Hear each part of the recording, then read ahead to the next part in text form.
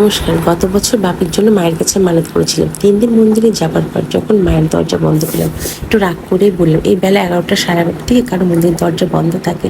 ও যারা নিয়ম মেনে থালা সাজিয়ে তোমায় ভোগ দেয়, তারা যতই খারাপ হোক না কেন, তারা যতই লোভী হোক, হিংসুটে হোক, অহংকারী হোক, অন্যকে ছোট করুক, এরা বিনা কারণে কত মানুষকে ছোট করে, তারপরেও এরা তোমার কাছে ধার্মিক।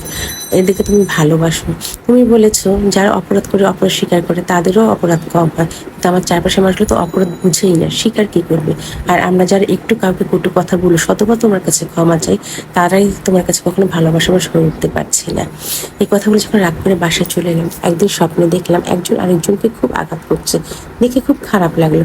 হঠাৎ তাকিয়ে দেখি মা, তোমাকে দেখলাম। দেখে আমি অবাক হয়ে তাকিয়ে রইলাম। মা, তোমাকে বললাম যে অকৃতজ্ঞ বেঈমানের বিচার হচ্ছে, তুমি একটা স্মিত হাসি দিলে। কখনো তুমি মা দুর্গা, কখনো মা কালীর রূপ নিয়ে আমাকে দেখা দিলে। তুমি আমার কথাগুলোর সাথে সহ্য করেছিলে মা। আমি জানি এই কথাগুলো আমার কোনো আপনজনকেও যদি আমি বলতাম, তারা কখনো সহ্য করবে না। এর জন্য তোমার থেকে বড় আপন আর আমার কেউ নেই। আমি জানি যারা আমাদের খারাপ করবে, খারাপ চাবে, তুমি তাদের কখনো এক চুলো ছাড় দেবে না। তুমি জানো আমাদের নিয়তে কোনো ক্ষোভ নেই। তুমি এভাবে সবসময় আমাদের সাথে থেকো মা।